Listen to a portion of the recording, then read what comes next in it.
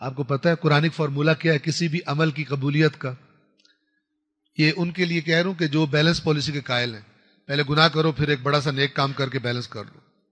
ایسا لگتا ہے ان کے پاس ان کے سامنے ترازو لگا ہوا جو بتاتا رہتا ہے اب گناہ زیادہ ہو گئے، اب گناہ روک دے، نیک کام شروع کر دے.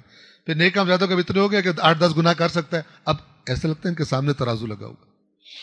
بیلنس پالیسی، ہم یہ بھی کرتے یہ بھی کرتے یہ بھی کرتے یہ بھی کرتے.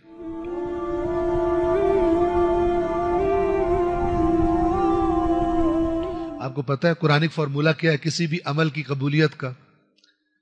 یہ ان کے لیے کہہ رہا ہوں کہ جو بیلنس پالیسی کے قائل ہیں، پہلے گناہ کرو پھر ایک بڑا سا نیک کام کر کے بیلنس کر لو. ایسا لگتا ہے ان کے پاس ان کے سامنے ترازو لگا ہوا جو بتاتا رہتا ہے اب گناہ زیادہ ہو گئے، اب گناہ روک دے، نیک کام شروع کر دے.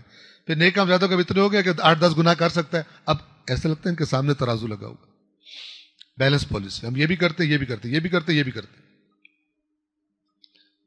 عجیب و غریب بندے ہیں. ایک بندے نے چوری کی، 10 روپے 100 روپیہ چوری کیا، اس میں سے 10 روپے صدقہ دے دیے. کسی نے پوچھا یہ کیا کیا؟ کہتے تو نے قرآن نہیں پڑھا. اس میں قرآن پڑھا ہے میں نے. اس میں کیا ہے؟ کہتا ہے اس میں اللہ تعالیٰ نے کہا ہے کہ جو بدی کرے گا من عمل سیئۃ فلا یجزا الا مثلها، جو کوئی برائی کرے گا اس کو اتنی ہی سزا ملے گی جتنی برائی ہے. یعنی 100 روپے کا گناہ ہو گیا، اس نے کہا قرآن میں لکھا ہے من جاء بالحسنۃ فلہ 10 امثالها، جو ایک نیکی کرے گا اس کی 10 برابر اس کو ملے گا. قرآن میں ہے یا نہیں ہے؟ اس نے کہا ہے قرآن میں. کہتا ہے پھر یہ میں 10 روپے جو صدقہ دیا ہے یہ 10 برابر کتنا ہوا؟ 100. بیلنس ہو گیا.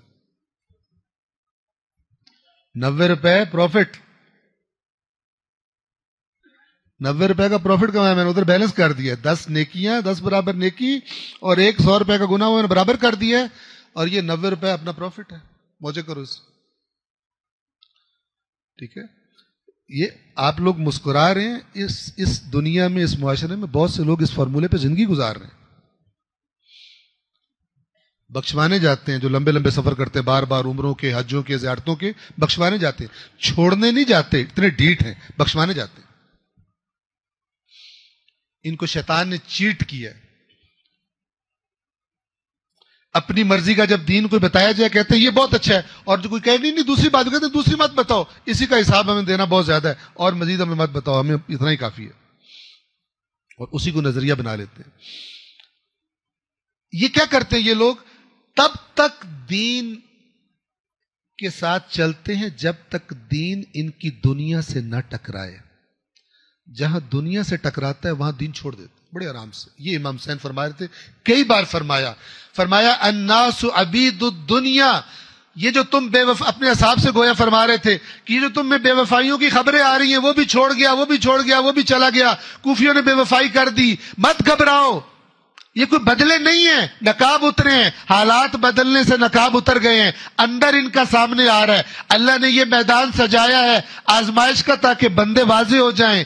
الناس عبید الدنیا، لوگ دنیا کے غلام ہیں، دنیا کے نوکر ہیں. والدین لائق علی السنتہم، اور دین کو یہ زبان سے صرف چکھتے ہیں. جب تک ان کی معیشت چلتی رہے یہ دین کے ارد گرد نظر آتے ہیں. وَإِذَا مُحِسُوا بِالْبَلَاءِ، اور جب کوئی آزمائش کے ذریعے اللہ ان کو پرکھنا چاہتا ہے قَلَّ الدَّيَّانُونَ، تو وہاں پر حقیقی دیندار بڑے قلیل رہ جاتے ہیں.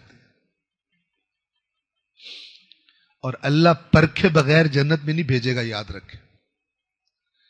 ام حسبتم ان تدخلوا الجنہ، کیا تم نے سمجھا ہے کہ جنت میں چلے جاؤ گے؟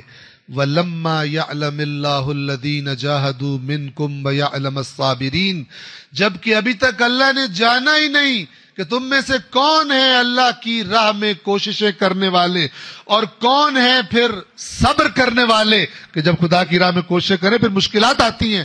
کون ان مشکلات کو میدان میں رہ کے برداشت کرتا ہے، چاہے میدان جنگ ہو چاہے میدان امن ہو. روز مرہ کی زندگی میں جو شیطان آ کر حملے کرتا ہے، کون ہے صبر کرنے والے؟ حلال پہ صبر کر لے، حرام کی طرف نہ جائے. یہ جو لفظ جہاد ہے، قرآن نے ایک اور لفظ استعمال کیا ہے، قتال. قتال کا مطلب جنگ ہے صرف، جس میں قتل ہوتے بھی ہیں، قتل کرتے بھی ہیں.